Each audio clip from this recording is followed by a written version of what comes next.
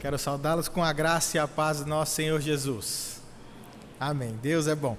Eu fui convidado pelo pastor Sávio, pastor Daniel, Léo e Letinho para ter esse privilégio aqui com vocês.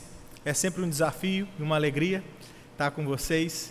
E eles me comentavam que o tema era esse, 500 anos da Reforma, e que vocês estavam estudando então os solas, e são 5. E eu sei que vocês sabem de cabeça. Só a Escritura, só a fé, só Cristo, só a graça, só a Deus toda a glória. E então, dividido nesses temas, vocês têm estudado pela manhã, mas também os cultos são temáticos à noite, como a vinheta introduz muito bem. E hoje me disseram que era só a graça, só a graça.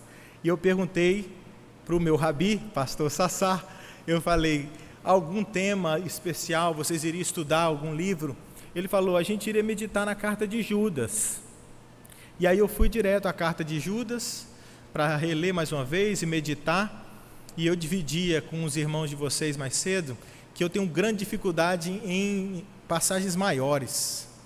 E não aconteceu diferente, logo na introdução de Judas, pensando na graça, eu fui logo ali ancorado no verso número 1, e o meu convite para vocês essa noite é a gente meditar um pouquinho, então, com esse pano de fundo, só a graça, o verso número 1 da epístola de Judas.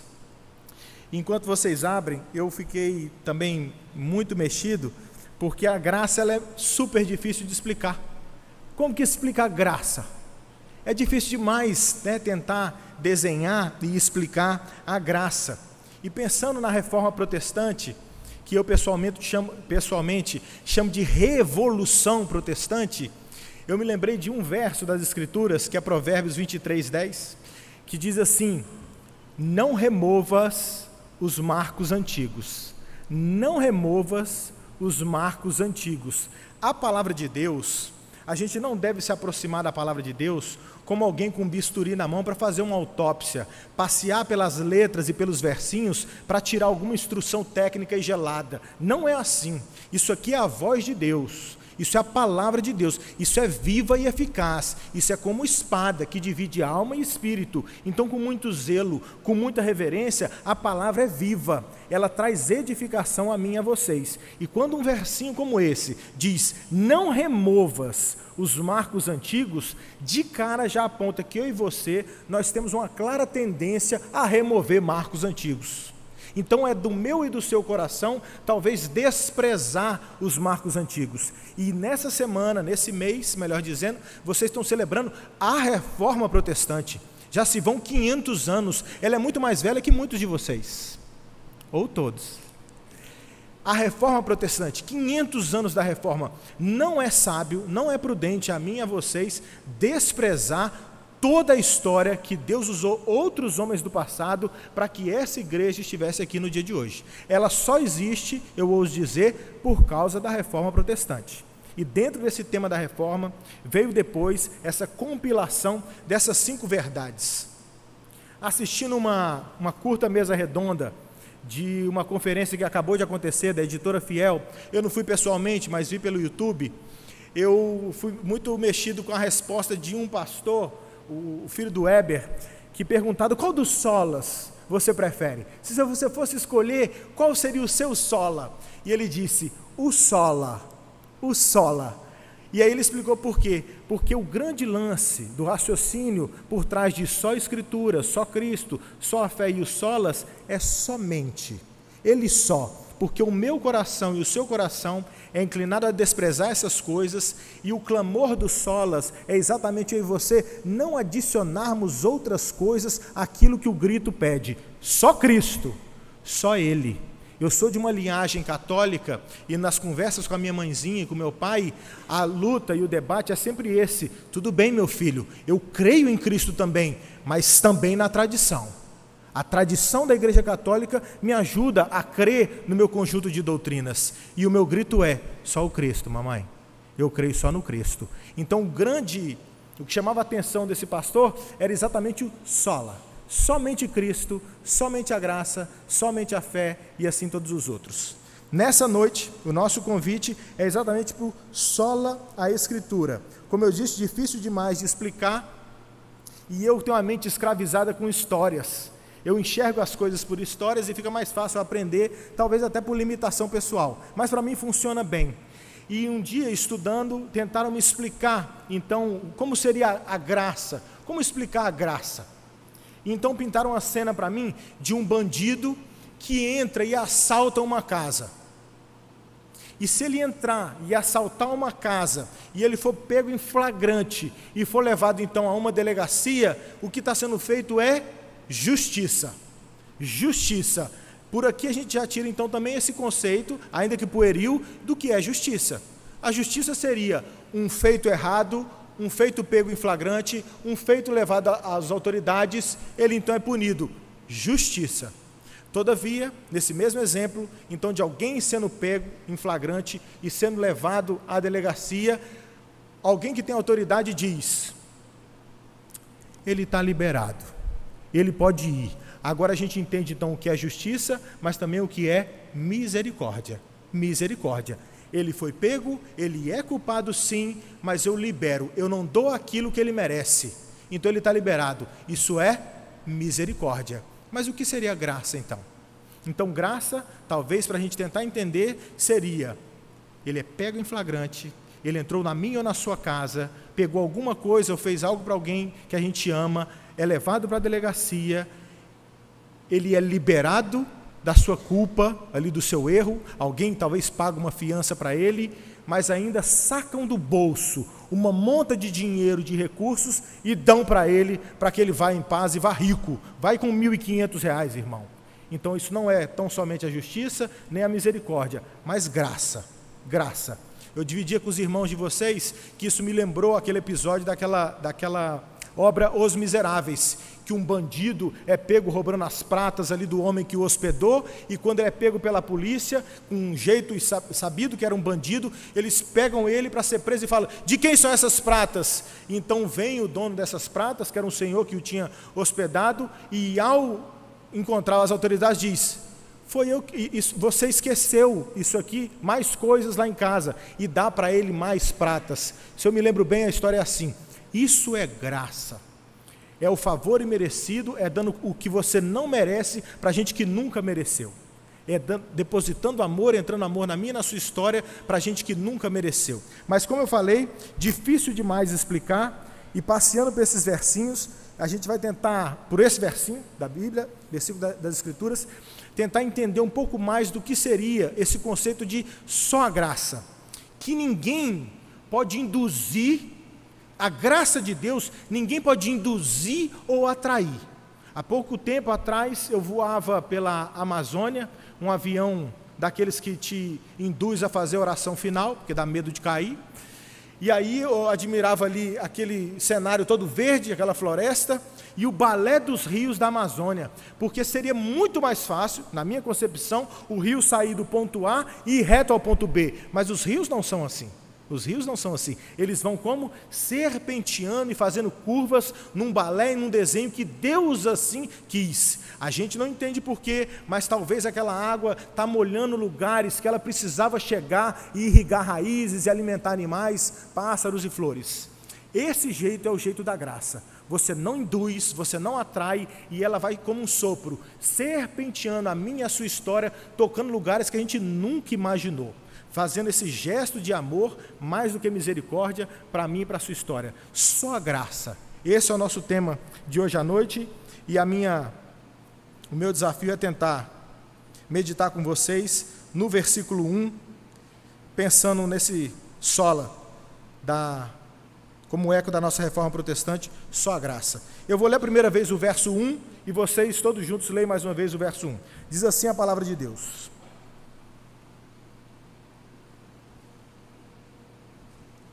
Judas, servo de Jesus Cristo e irmão de Tiago, aos chamados, amados em Deus Pai e guardados em Jesus Cristo, todos.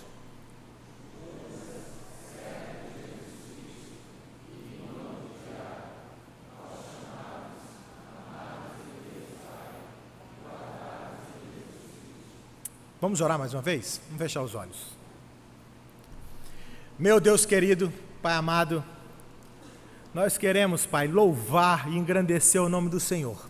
Todos esses louvores, Pai, que o Senhor nos ouviu cantar e louvar aqui, não importa se com afinação ou sem, tão bem tocado como foi aqui, tão bem cantado como foi aqui, ou por cada um de nós, o Senhor, Pai, recebe todos os nossos louvores, como foi bem orado aqui, pelos méritos de Cristo Jesus, Pai. E nós clamamos então a Tua presença, Deus. Eis o domingo do Senhor, eis o povo do Senhor aqui reunido, eis a Sua palavra sendo pregada mais uma vez, a mesma palavra há anos sendo pregada, mas o Senhor pode fazer alguma coisa, Pai, essa noite. O nosso pedido é que o Senhor inquiete aqueles que estão presos ao celular ou alguma coisa, aqueles que estão escravizados pelo pensamento em coisas lá de fora, que o Senhor coloque uma santa âncora aqui no meio desse salão, para que a gente esteja aqui, Pai, ouvindo a palavra do Senhor, que ainda que seja pela milésima vez, se o Senhor é Deus e é eterno, há sempre mais Deus a descobrir na Tua palavra, Deus. Em nome de Jesus nós oramos. Amém, Deus. Queridos, essa carta de Judas, como eu falei para vocês, ela é pequena, mas é grande, e pela minha limitação eu não dou conta de expô-la toda, talvez como seria o desafio sobre esse tema de só a graça nessa carta. E ao começar a ler, eu falei a vocês que fui garfado pelo verso número 1, mas o verso número 3 é o tema central dessa carta, dizendo que Judas então ia escrever sobre a salvação, mas então parece que o Espírito moveu para ele escrever sobre outras coisas, a batalhar pela fé que uma vez por todas foi dada aos santos, para batalhar pela fé. Queridos, muitas vezes, o seu ou o meu cachorro, se alguém chega perto da gente, ele late e rosna. O seu e o meu cachorro, se alguém avança uma distância, ou na percepção do cão, ele vê alguma ameaça a você, ele late e rosna. Se um cachorro é capaz de fazer isso, o que dirá um crente para defender o nome do Senhor Jesus? O que eu e vocês temos feito para defender a glória do nosso Senhor? Eu penso que fala-se pouco no Senhor Jesus. Jesus sai pouco da minha e da sua boca. Essa carta, o incentivo dela é que eu e você, a gente batalhe pela fé. E uma das coisas que eu quero tentar fazer aqui essa noite é batalhar pela graça de Deus, que está permeada em toda a Escritura. Toda a Escritura. Isso aqui está embebido, encharcado da graça de Deus, e todo verso aqui fala de Deus. E o verso 1 aqui não é diferente. Ele veio cheio de graça, e por isso eu acho que a minha mente ficou ancorada aqui, porque a notícia da graça, e a graça somente, já no verso 1 de Judas. E eu quero então não gastar tempo em toda a pequena introdução que ele faz aqui, mas ir direto para os 3 pontos que marcaram o meu coração estudando e meditando nesse versinho. E os pontos estão bem claros no próprio verso, olha aí na sua Bíblia, que são: Judas, servo de Jesus Cristo, irmão de Tiago, aos chamados, amados em Deus Pai e guardados em Jesus Cristo. 3 fortes verdades que eu vou tentar dividir com vocês, e espero que vocês concordem ou me ajudem a entender o que isso aqui diz sobre a graça e a graça somente. Então, começando pelo primeiro, chamados. Chamados, diz o seu verso. A pena de Deus, tomando conta da vida de Judas, preservando ele do erro, toda a Escritura é inspirada por Deus, ele começa a escrever e ele diz aqui, chamados, com 2 sentidos pelo menos. Eu creio que ao começar a escrever essa carta, ele começa escrevendo a crentes, que dá para ver que ele muda o discurso quando ele vai falar dos não crentes, para batalhar a fé exatamente contra esses ímpios, essa turma perdida que tenta se infiltrar no rebanho. Então ele diz chamados, falando com crentes, e eu acredito que ele tem duplo sentido nesses chamados. O primeiro ele fala com você que é crente. Eu não consigo, olhando daqui para vocês, saber se você lá é crente ou você ali é crente. Eu não consigo saber. Eu não sei se você é crente. Só você e o Senhor Jesus sabe. E esse grito aqui, ele fala com você, ó crente. Ei, chamado! A palavra de Deus está falando com você, crente. Vocês chamados, não só você só, porque é plural. Ei, chamados, vamos juntos batalhar por essa fé. Chamados, falando então com aqueles que foram chamados pelo próprio Deus. Eu moro lá em Brasília, e lá nós temos um grande shopping, como vocês têm aqui o Rio Mar e outros. Lá nós temos o Parque Shopping. É um grande shopping, o mais histórico lá de Brasília, não o mais antigo, mas o mais famoso. E vez por outra, eu vi crianças pequenas sendo perdidas no Parque Shopping. Soltavam da mãe da mão, a mão da mãe e se perdiam pelos corredores do parque shopping. E como todo bom shopping tem um serviço ali, as portas sempre atentas, guardadas por seguranças, esses seguranças viam a criança chorando, então eles pegavam e levavam aquela salinha que anuncia pelo sonho o alto-falante. Atenção, pai! E dizia o nome do pai daquela criança, fulano de tal, Carlos, pai de fulana. Quando diz esse nome no shopping, aquele que sabe que a sua filha não está no alcance da sua mão, automaticamente ouve e é capaz de atravessar por cima de alguém que estiver na frente para ir buscar o próprio filho. Deus tem os dele contado. Quer você creia, quer não, eleição é uma doutrina bíblica. Deus elegeu os seus. Ele tem gente aqui para chamar essa noite. Eu não sei quem não é dele aqui, preste atenção em mim. Ele pode estar te chamando aqui essa noite, porque existem os chamados de Deus. Você é chamado? Esse alto-falante que fala, ei crente, fala com você? Você precisa me mostrar isso com as suas obras. Mas hoje a gente está falando só da graça que mostra com obras também. Mas eu digo desse chamado, fala o seu nome. Quando fala, ei crente, ei chamado, você que teve a vida transformada, está falando com você? Ou isso é mensagem para o seu amigo? Isso é mensagem para aquele irmão seu lá perdido? Para quem que é esse chamado? Esse chamado está falando com os crentes, ele fala comigo e com você. Eu dividi com os nossos irmãos sobre uma história que eu gosto demais, que é de Spurgeon. E a conversão de Spurgeon para mim é muito marcante, porque ele é o príncipe dos pregadores, ele prega, eu leio muito Spurgeon, e ele prega muito em versinhos pequenos, eu acho que é por isso que eu fiquei desse jeito. E diz que a conversão dele aconteceu em Londres, quando ele ainda garoto, procurava Jesus, que as pregações não falavam do Senhor Jesus. Então, numa das pesquisas dele por igreja que falasse do Senhor Jesus, ele chega a uma igreja num dia de uma nevasca forte em Londres, muita neve em Londres, ele chega a uma igrejinha que ele procurava ouvir o sermão, ele chega a essa igrejinha para ouvir aquele sermão daquele domingo, mas por causa da nevasca forte, o preletor daquela noite não pôde comparecer, ele não chegou, tomou o púlpito então um diácono, um sapateiro que nem sabia pregar tanto assim, mas precisou pregar naquele dia, e eu alerto sempre aos diáconos, traga um sermão no bolso, irmão, que pode cair na sua conta a pregação. O diácono então sobe ao púlpito para poder pregar naquele domingo de nevasca. E Deus traz ao coração dele o verso de Isaías 45, 22, e ele lê o versinho que diz assim: olhai para mim e sede salvos, vós todos os limites da terra, porque eu sou Deus e não há outro. Diz a história de Spurgeon, da conversão dele, que esse senhor não sabia muito bem como pregar, e ele repetia esse verso de novo, e falava, olhai para mim e sede salvos, olhem para mim e sede salvos, você longe, olhe para mim e sede salvos, essa mensagem é para você, e gritava, e falava aqueles versinhos, sem eloquência, ele não conseguia concatenar as ideias, mas ele gritava, ei, você longe, olha para mim e sede salvos.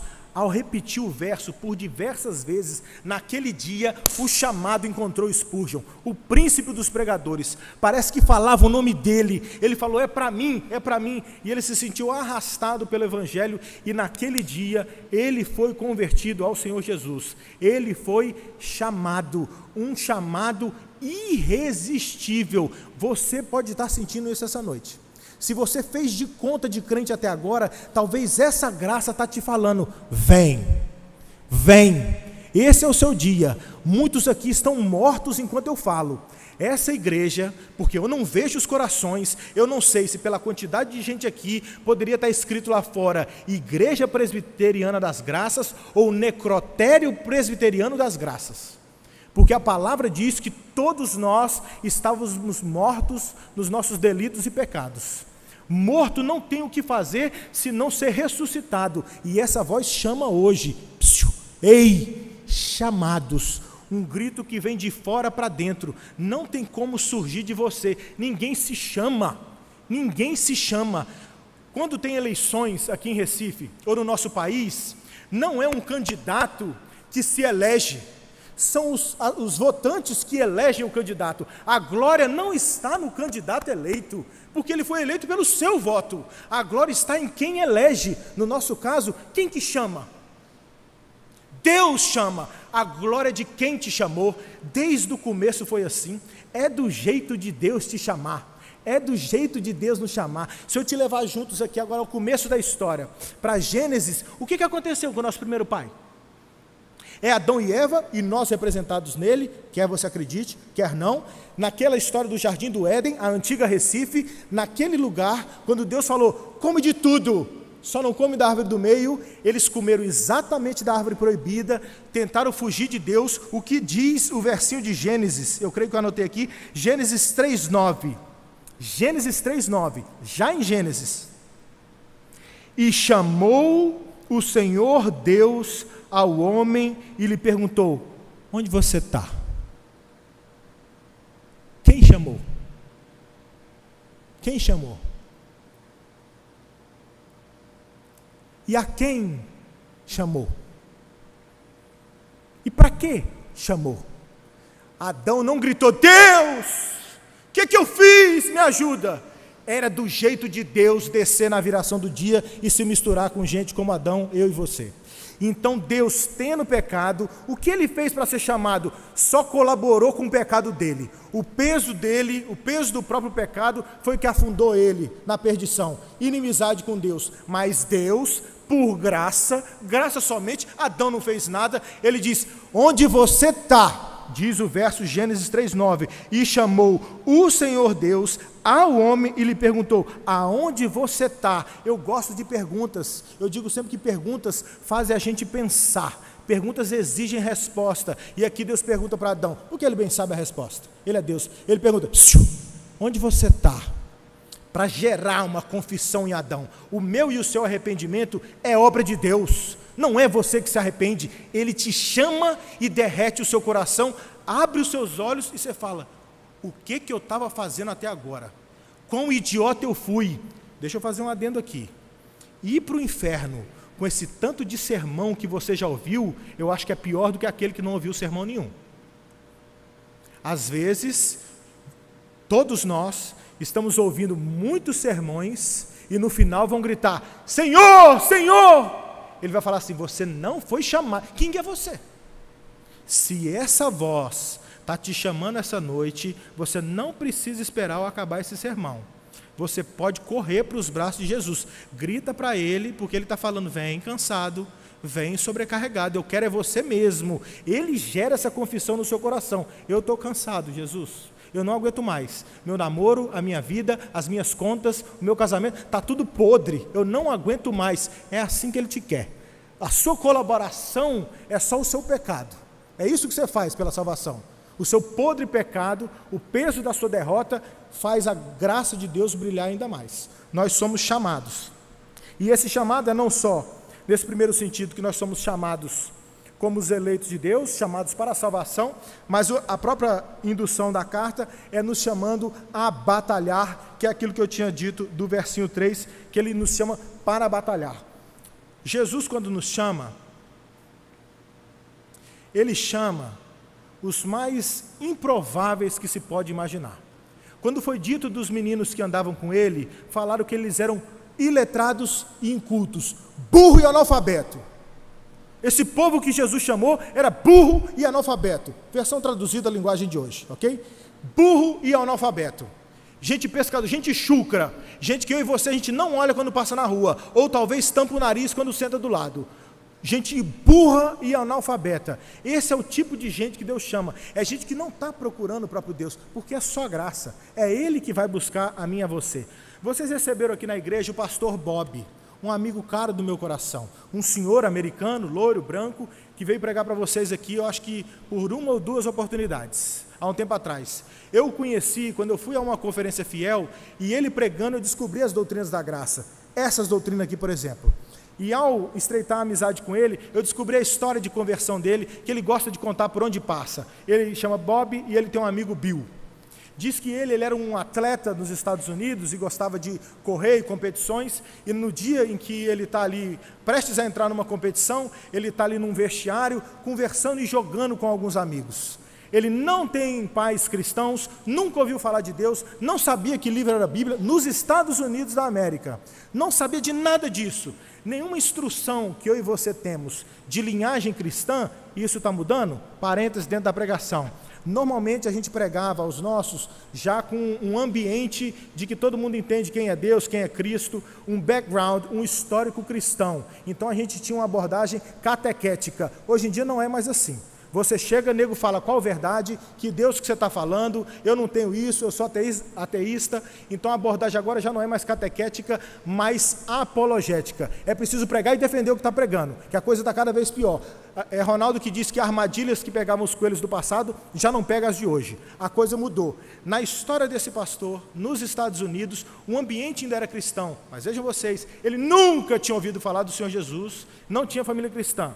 Ele está dentro de um vestiário daquelas escolas americanas, pronto a participar da corrida de obstáculos, quando então eles jogando ele e outros amigos, dá na telha dele, por graça, perguntar para o Bill, que está deitado num banco, eles acharam que ele estava dormindo, se jogar era pecado ou não.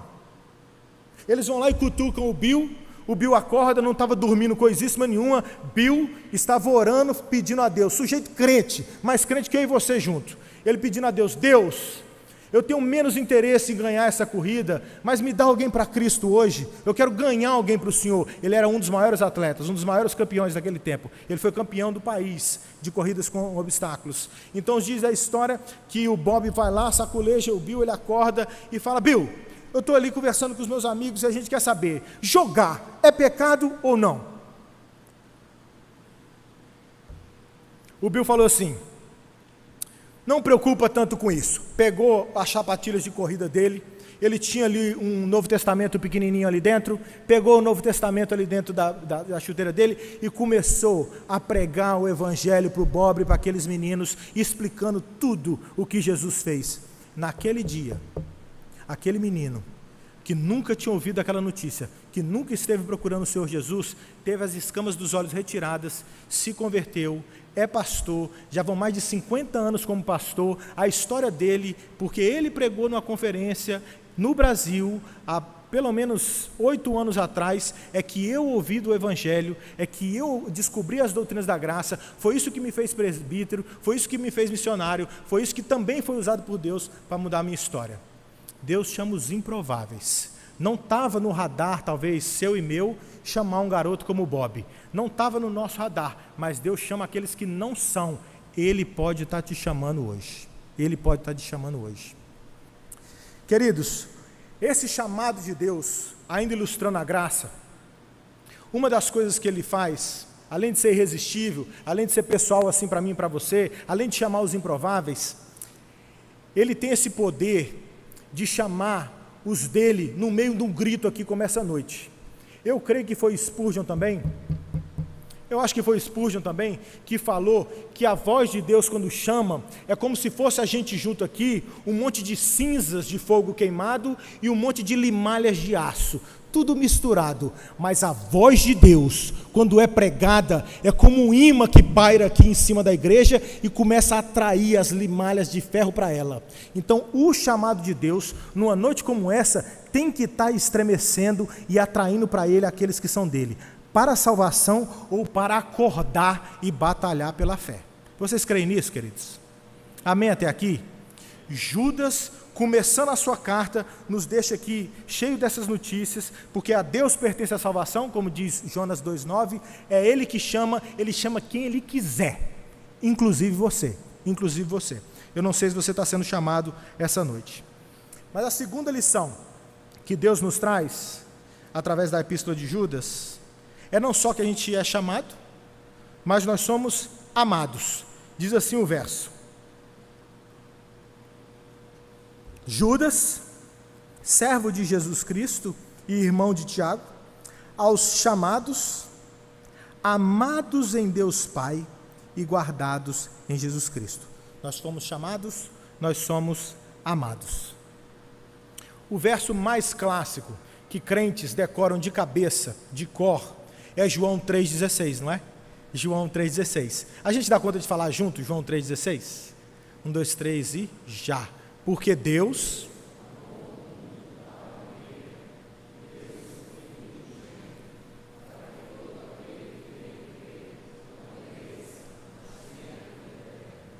se não souber João 3,16, está zoadaço. Eu fiquei sabendo a história de um cara, foi um coreano, né, da Coreia do Norte, que fez de conta que era crente, mas os americanos, ele decorou João 3,16, e quando ele fugiu e a tropa americana encontrou ele em algum lugar, ele falou assim: eu sou cristão. Aí o soldado americano falou: fala um verso. Ele falou João 3,16, aí o cara falou: você é crente, deixa eu passar. Não era ainda, mas virou. Eu vi essa história, acho que contada no Fantástico, algum lugar assim. João 3,16, pensando sobre o amor. Gente rica demais, se tiver que dar alguma coisa por alguém, ele pode dar o que ele quiser. Se Deus é o mais rico de todos, e ele pode dar alguma coisa por mim e por você, ele poderia ter dado um planeta Terra por você. A gente cai, a gente peca, e o amor dele é expresso. Quanto custa a alma desse Zé que me desobedeceu? Dá um planeta novo pela alma dele. Dá 300 Ferraris pela alma dele. Pega enche um contêiner de diamante e dá pela alma do Carlitos. Nada disso me compra e te compra. Isso mostra o tipo de ofensa que o meu e o seu pecado faz. Se eu dou um tapa na cara do meu irmão, é castigo. Se eu dou um tapa na cara do Michel Temer, é cadeia. Se eu dou um tapa na cara de Deus, é morte. Se pecar contra mim, certamente morrerás. Essa era a pena que Deus exigia. Então Deus, em João 3,16, mostrando o tamanho da nossa sujeira, é por isso que em joalheria, diz Paul Washer, o cara pega o diamante e ele chama um pano preto aqui atrás, ó, para mostrar mais o brilho do diamante, só um pano preto escuro atrás. É o meu e o seu pecado sujo que faz brilhar a glória de Deus. Nós ofendemos um Deus santo, irmão. O que você vai fazer com a sua culpa, cara pálida? É muita culpa, você não foi feito para viver com essa culpa. O que a gente faz? Essa é a expressão do amor de Deus. Deus deu Deus. Deus deu o próprio Deus, porque Deus amou o mundo de tal maneira que Ele deu o seu Filho unigênito. Você é capaz de dar a sua vida por alguém? Ele pegou o que mais único e exclusivo Ele tinha e deu por mim e por você. Isso é que é amor. Isso é que é ser amado por Deus. É esse tipo de Deus que a gente está falando aqui essa noite. Isso é graça, é o quê? O que você fez para Deus dar Jesus por você? Você gritou, me salva? Foi a obra social que você fez? Foi uma oração que você fez que atraiu o Espírito Santo para o seu coração? É Deus, vem dele, flui dele e é dele. Eu sou do meu amado e o meu amado é meu.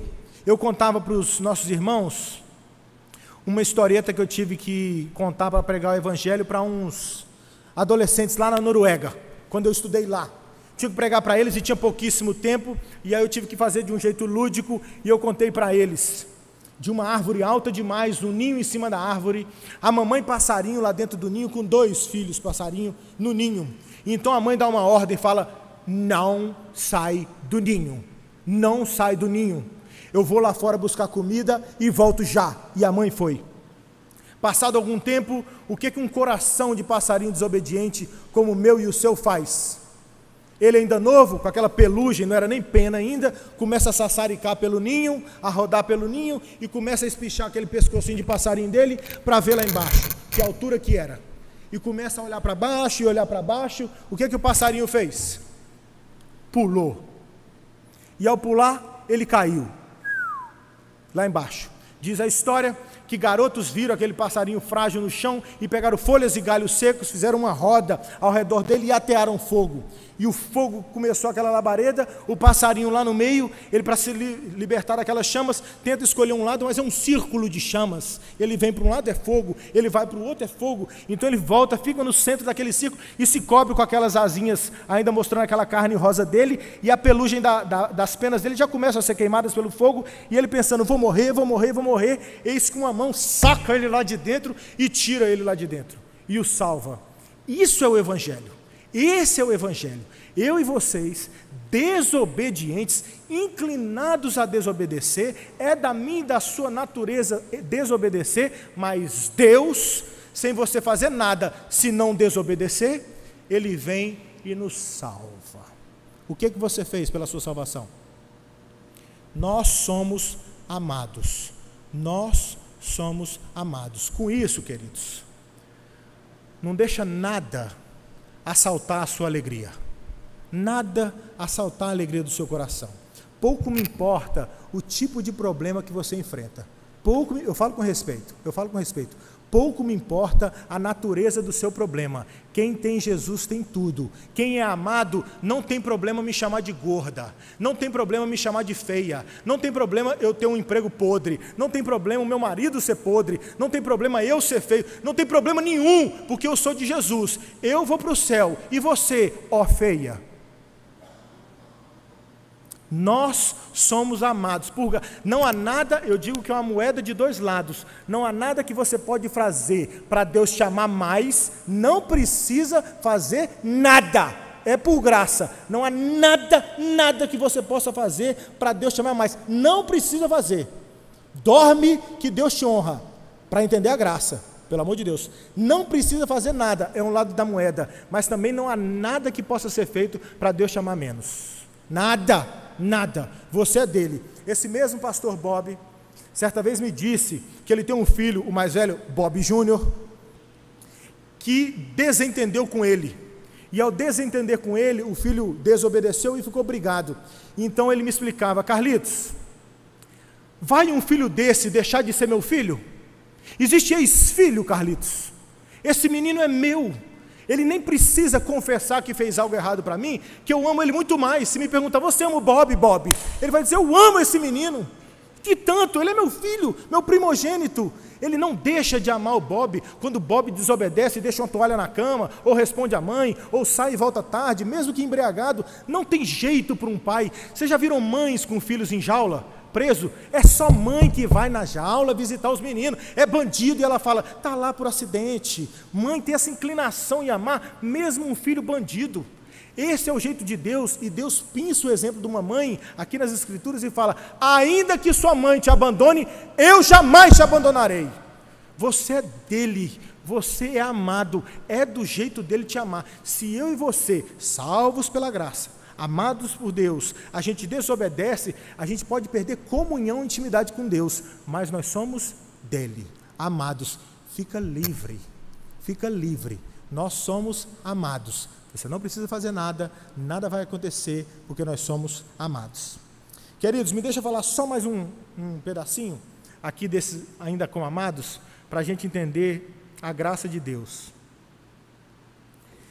Eu contava para os nossos irmãos que da minha origem de fazenda, quando grandes travessias de gado iam ser feitas de uma fazenda para outra, e isso a gente vê muito feito no Pantanal, você pega muitos bois e você tem que atravessar para levar de um pasto que o capim já está comido para outro. Então, para fazer esse movimento, vez por outra, você tem que passar por um rio. E os rios do Pantanal têm muitas piranhas. E boi gordinho é comida de piranha. Às vezes uma bicheira na pata, uma ferida, aquilo na água atrai as piranhas. Vocês já ouviram falar na expressão boi de piranha? Quantos já ouviram falar na expressão boi de piranha? O boi de piranha é quando você tem então uma manada grande de bois, você quer atravessar com todos, e entrar no rio com todos seria talvez submeter vários deles a serem mordidos, mortos por piranhas. Você perdia a qualidade do seu gado ali de uma vez só. Então pega-se um boi velho, um boi já doente, um boi já machucado, joga no rio, ou bota para entrar primeiro, para todas as piranhas irem nele e começarem a dilacerar as carnes dele. Muitas vezes elas vão e gastam os dentes delas no osso do boi. Comem tudo em segundos. Boi de piranha. Quem é o nosso Senhor Jesus? Senão o nosso boi de piranha. Ele foi morto na cruz, dilacerado, para que eu e você pudesse atravessar essa vida que eu e você não dava conta de viver em obediência à palavra de Deus. E se parece insulto eu comparar o nosso Deus com um boi de piranha, não foi ele que se comparou com um cordeiro? Ele não é o cordeiro de Deus que tira o pecado do mundo? Ele não fez o sacrifício por mim e por você? Ele não se identifica assim? Não é dito isso ali em Levíticos 16, 22, que o sumo sacerdote botava sobre a cabeça do bode as mãos, confessando o meu e o seu pecado? Coisas que nos afligem, pecados meus e seus, o sacerdote vinha, colocava a mão sobre a cabeça de um bode, e esse bode era mandado para o deserto para nunca mais voltar. Por isso que é graça, você não fez nada, alguém paga no seu lugar, vai para longe e nunca mais volta. Você não precisa viver com a culpa do meio do seu pecado. Esse pastor Bill Timpton, que pregou para o Bob, certa vez me falou o que a culpa faz comigo e com você. Ele dizia assim, que a culpa queima a nossa consciência. A culpa pelos nossos erros grita na alma. A culpa rouba os nossos sonhos. A culpa adoece o nosso corpo e as emoções. A culpa polui as motivações. A culpa envenena nossos relacionamentos. Porque somos culpados, a gente responde às pessoas mal, as nossas motivações já têm talvez o interesse de vanglória e assim por diante. Todas as palavras que ele usou me chamam muita atenção, porque são todas palavras baixas, são todas palavras criminosas. Queima na consciência. O que um fogo faz, se não acabar com tudo e dilacerar tudo? Grita na alma. O que é o grito, se não a ênfase do coração, seja da dor, seja da importância do assunto? O que é o roubo, se não o assalto de algo que era nosso? O que é a doença, se não quando a minha e a sua saúde é roubada? O que é poluir, se não a sujeira em algo que era limpo? O que é envenenar, se não alguma coisa que mata? Tudo isso ao redor dessa culpa que nos dilacera. O que nós vamos fazer com a nossa culpa? Nada, já está feito. Jesus pagou tudo, o nosso Cordeiro, eis o Cordeiro de Deus, que tira o pecado do mundo de graça. Eu não vou fazer nada, Carlitos, nada. Não ouse achar que você faz nada. Um mendigo não defende sua causa dizendo, se eu não tivesse estendido a mão, você não tinha me dado esses R$2. Soberbo. Você, quando acha que fez alguma coisa pela salvação, você quer tirar onda porque estendeu a mão para ganhar $2 de esmola? Fala sério. Foi o Senhor Jesus que é inclinado a mim e a você e nos amou demais e ama a mim e a você. Eu creio que tem uma história das próprias Escrituras que ilustra bem o pico do amor de Deus, que é a justificação pela fé. Quantos aqui se lembram do livro de Filemão? Filemão é um livraço da justificação pela fé. Diz a história que Filemão tinha por escravo Onésimo, só nome bacana. Filemão tinha um escravo por nome Onésimo. Diz que Onésimo, talvez ali, já injuriado com aquela vida de escravo, numa viagem de Filemão, ele rouba algumas coisas e vai-se embora. Na providência divina, essa graça que pega Bob, pega mim, pega vocês, nesse balé da graça de Deus, Onésimo está lá em Roma, talvez com essas coisas roubadas, é preso numa prisão de Roma, e quem que apelou a César e é mandado para a mesma prisão em Roma? Paulo. O que Paulo faz quando está na prisão? Você já conhece Paulo, sujeito crente, homem de Deus, também alcançado pela graça, improvável também, como eu e você e tantos outros das Escrituras iletrados.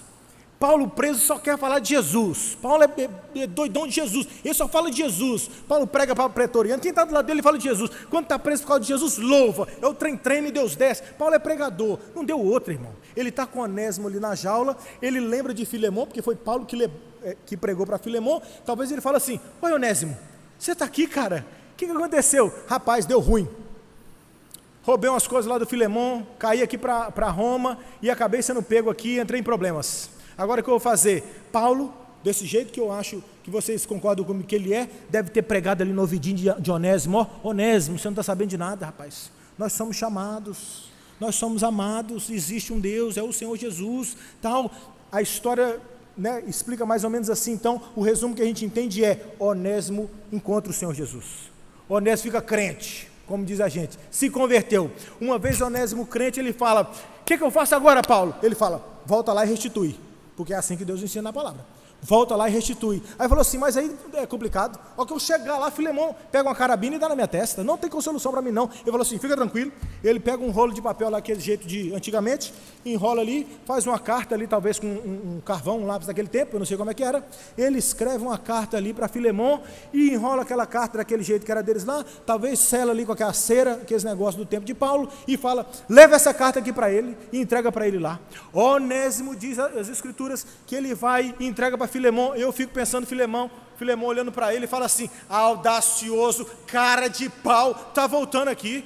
Já chamam uns pitbull ali do lado, pitbull gospel, e aí ele começa a vir, ele chama, e talvez Onésimo grita, fala: peraí, e fala: eu tenho uma carta aqui, e ele dá aquela carta para Filemão. Filemão talvez abra aquele rolo de papel e lê a carta de Filemão, que está falando assim: rapaz, eu que preguei para você, Filemão, eu que te levei o evangelho, as grandes verdades da escritura, tudo que Onésimo tiver feito, põe na minha conta, recebe ele como se fosse meu, pega esse menino aí, ele é nosso. E não foi isso que é a justificação pela fé? E não é isso que é a graça? E não foi isso que Deus fez para mim?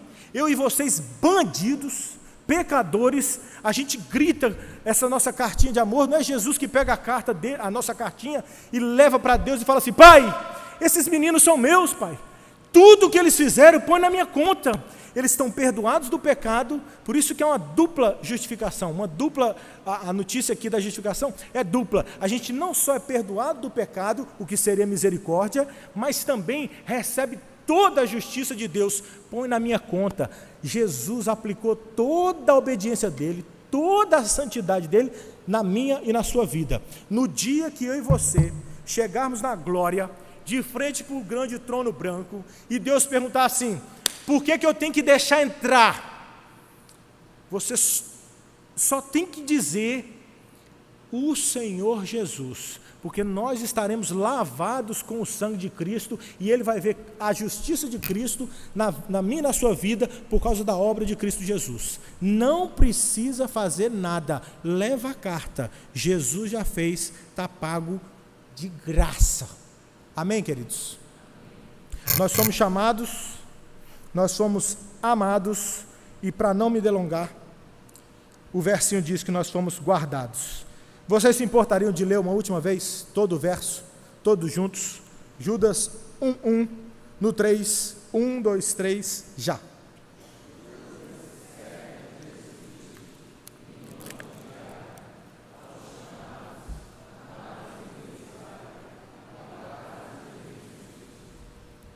Queridos, eu sou casado com a Nandinha, a esposa mais legal do universo.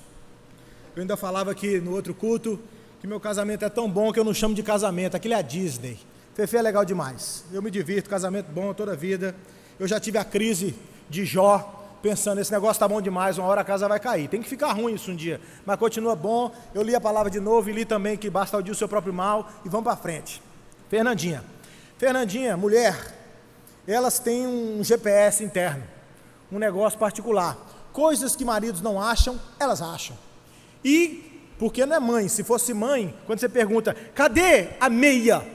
Ela fala assim: está lá na gaveta.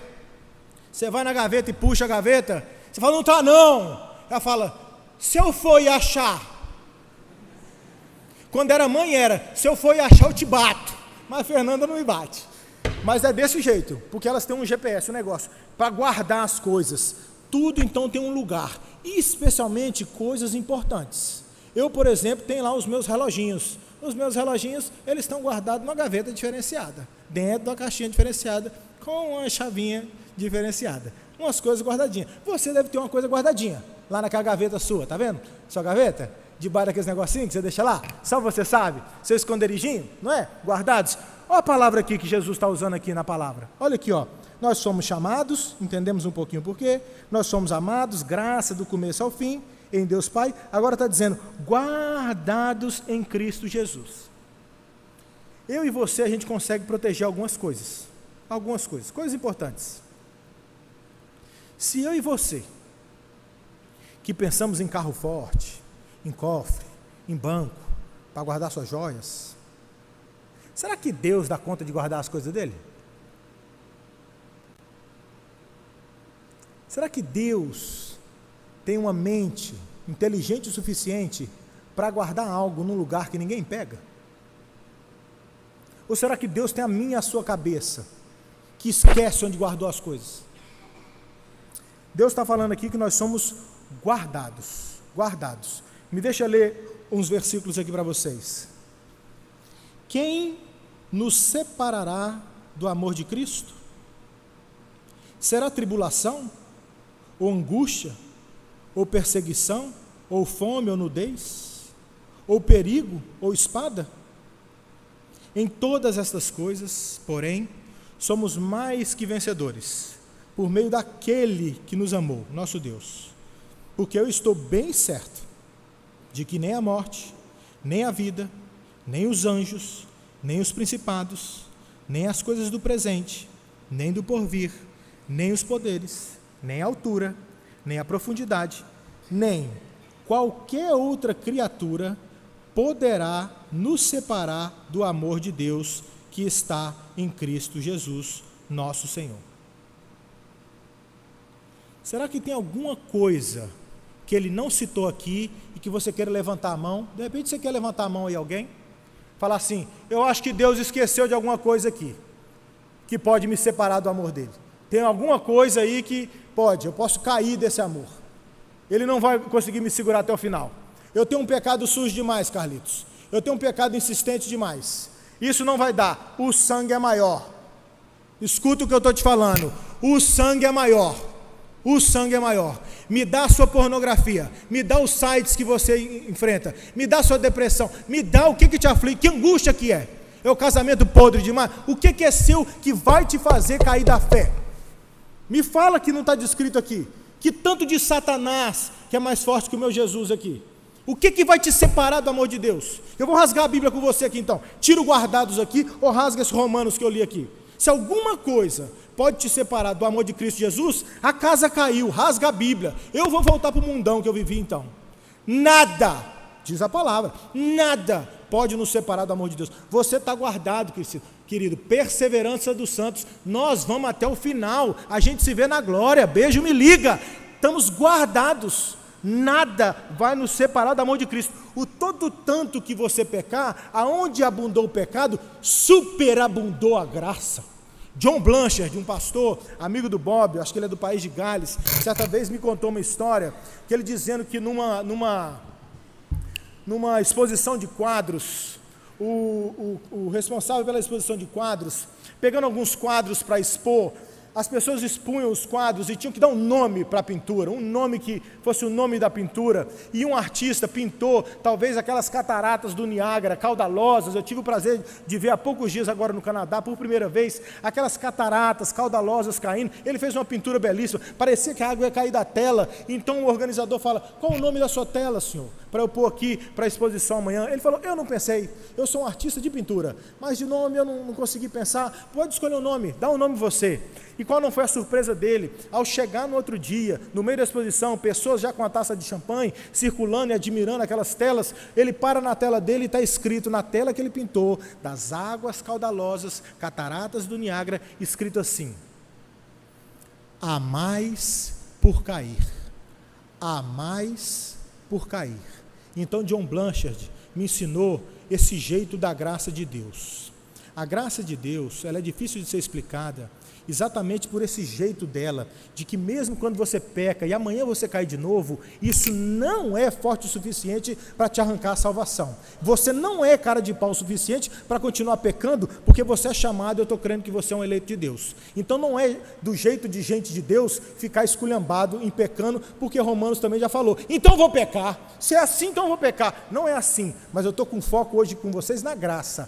Há mais por cair, o todo tanto de graça que já tombou, há mais por cair. Caiu, irmão, pecou, há mais graça para encobrir. Houve um reformador, eu não sei se é Lutero, que diz que nós e os nossos pecados somos como pilhas de esterco, desculpa a força do exemplo, pilhas de esterco, dizendo das nossas falhas, mas a graça de Deus vem como neve branca e fofa e cobre esse esterco e começa a germinar a vida, novas árvores, novas plantas, novas flores. O tanto de pecado que você não conseguiu controlar até aqui, clame essa graça, que ela vai te dar poder suficiente para você andar guardado até o final.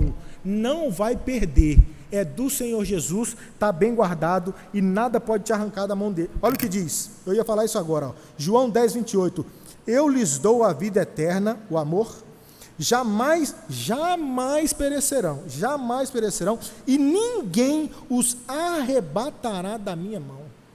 Jamais e ninguém junto, só ele pode falar isso. Porque quando a gente fala assim, amanhã eu vou fazer isso, ele nos ensinou em Tiago que fala, você não fala assim não, se Deus quiser você vai fazer amanhã, você é como um sussurro, hoje está aqui e amanhã não está. Agora Deus fala, jamais, e ninguém vai te arrebatar da minha mão. Ele já está no amanhã, ele já conhece todas as coisas, ele já sabe de tudo. Então Deus pode falar que jamais nós vamos ser arrancados das mãos dele. Eu contava para o pessoal de um pastor que ilustrou essa segurança da gente guardada até o final, dizendo que eu e você, nós somos como se estivéssemos pintados no sangue de Cristo e colocados na mão de Deus Pai. Pintados com o sangue de Cristo e colocados na mão de Deus Pai. Então Deus Pai fecha eu e você, pintados com o sangue de Cristo, dentro da mãozona de Deus Pai. Não tivesse o bastante, o Deus Espírito Santo vem aqui com a mãozona dele aqui, ó, cheia de Espírito Santo aqui, ó, e fecha aqui, ó. E esse pastor conta com uma anedota, só pode ser uma piada porque não é verdade a ilustração dele, é apenas uma ilustração. Ele diz que imagine, você segura aqui na mão do Deus Trino, então o Satanás, ou algum pecado seu, ou alguma filosofia mundana, começar a te arrancar desse jeito de ser crente que a gente está, e vai tirando a poderosa mão do Espírito Santo dessa segurança sua. Então você já não tem mais a cobertura do Deus Espírito Santo, é uma hipótese, nada é mais poderoso que o nosso Deus. Então Deus Pai está aqui te segurando, então Satanás continua e ele vem forçando e vem abrindo a mão de Deus Pai, o seu pecado, esculhambando a vida de crente, essas filosofias do mundo te confundindo a mente, então agora você está exposto. Não tem mais a mão do Espírito Santo, a mão de Deus está aberta, você está exposto, lavado pelo sangue de Cristo, vermelho carmesim. Para o Satanás te pegar, ele tem que agora atravessar o sangue de Cristo para poder te capturar para sempre. O que acontece com aqueles que atravessam e passam pelo sangue de Cristo Jesus? Se Satanás, nesse exemplo, porventura, conseguisse atravessar o sangue de Cristo, a gente teria um demônio crente. Porque nós estamos seguros na mão de Deus e nada, ninguém, nada pode nos abalar, nada pode nos arrebatar, nada pode nos tirar dessa segurança. Lembre da graça, nada vai te tirar, você está livre. Jesus já pagou, você não precisa ser emburrado, você não precisa ser chato, você não precisa ser triste, você é livre. Alma cansada, escuta aqui, vocês são livres, isso é a graça, é para a gente ser crente feliz, está tranquilo, está pago, alguém já fez, e eu vou tranquilo até o final, não há nada que você possa fazer para contribuir ou para atrapalhar, você é de Deus e ninguém tasca, acabou, isso traz paz ao meu e ao seu coração, traz devoção maior a Deus e mais vontade de servi-lo, como o Beto bem pregou aqui. Eu dividia com os irmãos também Amós 9,9, que diz assim, porque eis que darei ordens e sacudirei a casa de Israel entre todas as nações. Assim, prestem atenção, assim como se sacode trigo no crivo, sem que caia na terra um só grão. Um só grão. Olha o versinho falando. Porque eis que darei ordens e sacudirei a casa de Israel entre todas as nações, assim como se sacode trigo no crivo, sem que caia na terra um só grão, assim Deus faz conosco. Toda dor que você passa, toda angústia que eu e você passamos, todo pensamento ruim que a gente tem, tudo que está acontecendo, Deus está, ó, te peneirando e me peneirando. Você tem crises, pensando, não tem lógica eu ser salvo pecando desse jeito. Presta atenção que Deus está fazendo crivo aqui com você. Não é para você pecar assim mesmo não. Mas esse bração que está aqui, ó, fazendo crivo, está falando aqui que não vai cair um grãozinho sequer. Se você é descuidado, se você pensou num vento forte, soprando e levando pelo menos um trigozinho, a sua mente está pequena e pensando com mente de gente que sacode trigo. O braço que está sacudindo é Deus. Eu dividia com os nossos irmãos no culto anterior, que Deus é o mesmo Deus que se um vento fosse bater e levar um grãozinho de trigo, sem que ele percebesse, quem que manda no vento, coração? Não foi Deus que falou para o vento, para vento. Não foi ele que falou para o mar, emudece-te, fica quieto. Deus manda no vento, Ele me sacode e te sacode no controle de todas as variáveis. O câncer vem na medida certa, a dor vem na quantidade correta, o bisturi de um médico nunca rasga demais, ele corta o necessário, ele está te sacudindo, irmão, mas você está guardado até o final, não cai um grão sequer, não vai cair. Ele que inventou a lei da gravidade, se um grão ousar pular, ele fala, volta para o crivo, o grão volta em obediência a Deus, é o nosso Deus. Nós estamos guardados, mas nesse caminho sendo santificados pela palavra de Deus. Santifica-os na verdade, a tua palavra é a verdade. Amém, queridos? É da estratégia de Deus, nessa segurança, nos guardando, nos fazer para a gente andar na palavra. Nessa última viagem agora ao Canadá, eu fui com a família do Beto, presbítero de vocês, foi toda a nossa família, e como eu não tenho certeza que menino é crente, até confessar por si só que é crente, e eu fui chamado por Deus tarde, no tempo de Deus, mas foi mais tarde, e eu creio que uma alma não tem valor pela quantidade de anos que tem. Eu prego para velho, prego para novo, porque o sangue de Cristo comprou a todos. Então não tenho certeza que os meninos do Beto são crentes. Então nessa viagem, tem um momento que eu procurei uma sombra, estou sentado ali numa praça de alguma cidade do Canadá, eu sei lá qual que é, então a gente estava perto de um trem antigo, que estava ali parado num trilho, e era uma das visitas que a gente fazia. Então o Paulo Beto está aqui do meu lado, e eu conversando com ele, de repente me deu um insight para pregar para ele. Eu falei assim, Paulo Beto, está vendo aquele trem ali, Paulo Beto? Ele falou assim, está vendo, tio Cacá? Que é o nome do tio? Está vendo, tio Cacá? Eu falei assim, imagina aquele trem, Paulo Beto. Aquilo ali chama locomotiva.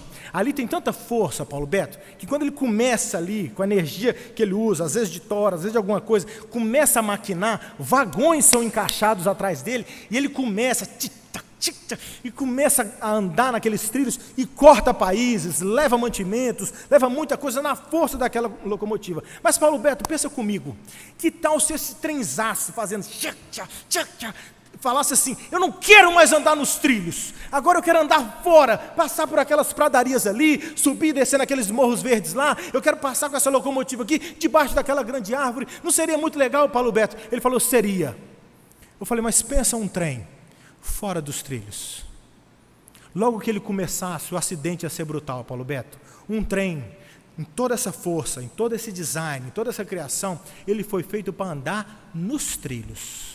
Nós somos guardados por Deus, e o jeito que Deus nos guarda é quanto mais a gente andar nos trilhos. Essa aqui é a nossa liberdade. Nós somos mais invejáveis, mais aplaudidos, mais brilhantes andando no trilho. Pessoas param para a gente passar, para ver aquele volume de coisa andando. Deus pode te usar mais sendo guardado quando você anda nos trilhos. É Piper que diz num livro que essa liberdade falsa que o mundo diz é como alguém querer pular de paraquedas e falar assim, eu quero pular de paraquedas, mas de um jeito melhor, com liberdade. Eu quero 100 paraquedas e pula. Sem paraquedas, que liberdade, o vento batendo no rosto e a pessoa caindo, uhul, eu sou livre, pouco tempo, efêmero esse prazer, é o prazer que tentam laçar os nossos jovens, o casamento dos nossos maridos aqui, que prazeres efêmeros, é uma mini saia, é um prazer momentâneo, uma bebida forte demais, um cigarro intenso demais, um beijo quente demais, uma propina bem paga demais, um imposto sonegado demais, dura pouco esse prazer. O encontro que você vai ter sem paraquedas é com o chão, cara pálida, é com o chão. Essa liberdade é falsa. Nós somos guardados quando a gente está na liberdade do paraquedas. É para andar assim, curte o vento, puxa e abre. Essa é a liberdade de Deus. Deus nos guarda para a gente ir sendo santificado até o final. Ninguém vai cair, nem um grãozinho sequer. Amém, queridos? Vamos orar mais uma vez? Essa graça que nos chamou sozinha, ela só, que nos amou sozinha também, e há de nos guardar até o final. Até o final. Vamos fechar os olhos? Você que está ouvindo esse chamado pessoal para você, eu te indico correr para Jesus ainda hoje, amanhã, ninguém garante mais nada. Você que quer voltar para o Senhor Jesus também, e sente esse chamado para batalhar, para ser um crente relevante, sabendo que nós somos amados e Deus nos guardou. Vamos orar.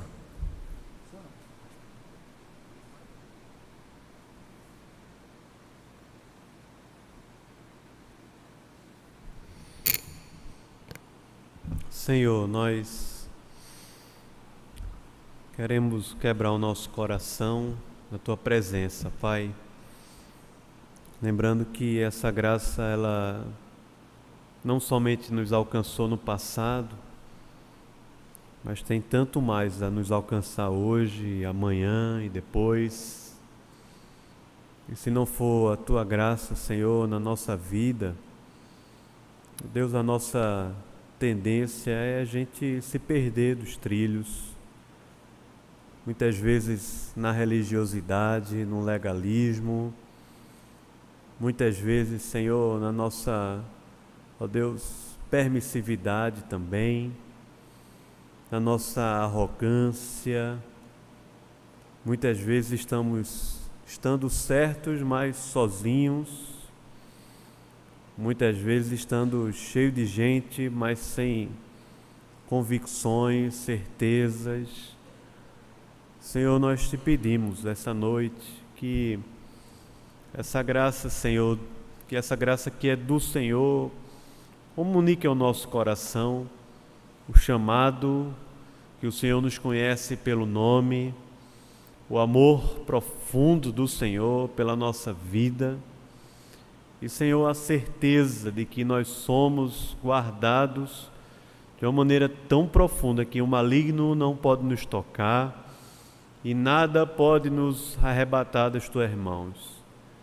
Senhor, eu te peço que aqui essa noite, pessoas que entraram com o coração abalado, um coração, Senhor, fraco, cheio de questões, possa se deparar com essa graça transformadora, mas também corações que entraram aqui autoconfiantes, certos de si mesmos, Senhor, Deus, possam também se encontrar e se humilhar e dizer a Ti: nós precisamos do Senhor, nós dependemos de Ti, é pela Tua graça, é para a Tua glória, Senhor. Nos abençoa, Deus, a todos aqui, para a glória do Teu nome, Pai, em nome de Jesus. Amém.